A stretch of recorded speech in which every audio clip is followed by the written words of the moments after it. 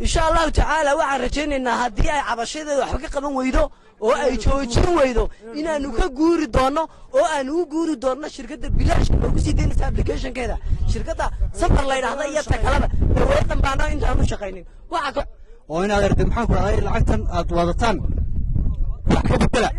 waxaan ku naga daayinaa ma karayna anagu hadaan nahay darawliinta dadweynayo toban kula jilmaan raf iyo meel walba u marnaaniyo islaan walba qoranaysa halka soo maraa ka san isna yeel oo amarkeedu san u ixtiraamana weeyaan marka inaad saxaabadan waxaan leeyahay inaad soo ugu dhaxsan badan inaad naga gaarsiisaan warkaas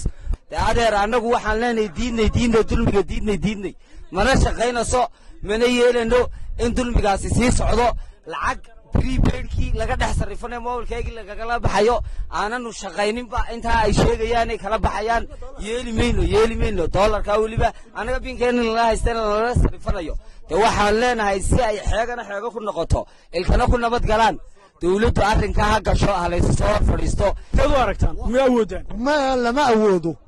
wax loo awoodin baanu ku sheegaynaa waxa weeye dakhliga lamaantana soo galaa laba saddex ku gaadho haddii aanu sidaa doonana hadday noo yeeli weydo oo ay sidaa nagu sii adkayso de waanu ka tashan markaa sidii danteedu ku jirtaanu yeelina insha allahu tacaala waa boqolaal ka mid ah dhallinyarada dirawallada tagaasida ee isticmaala adeega dhaweeye oo ka gadooday lacaga ay ku soo rogtay shirkadda dhaweeye islamarkaana saaka iskugu soo baxay barxadda hore ee hotel awadhalad ee magaalada hargeysa dhallinyaradan ayaa sheegay inaanay awoodin lacagaha ay ku soo rogtay shirkadda dhaweeye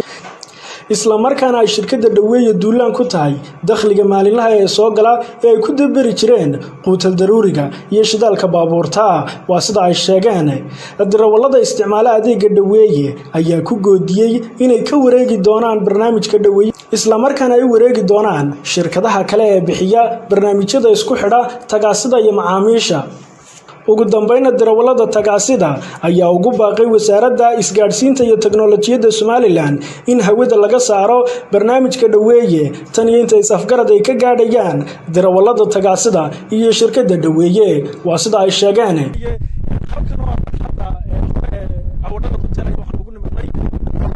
dhalinyarada isticmaasha adeega dhaweeye oo ka mudaharaday lacagaha si lagu soo rogay oo sheegay inaanay awoodin hadda waxaan la taaganahay mid kamid ah odayaasha ugu daada waaweyn ee isticmaala adeega dhaweeye bal hadda waxaan wax ka weydiin doonaa cabashadiisa iyo sida uu arko waxaad kamid tahay darawallada isticmaala adeega dhaweeye waxaana tahay nin weyn bal hadda ka waran lacagtaasi la isku soo kordhiyay sideed u aragtaan ma awoodaan ma lama awoodo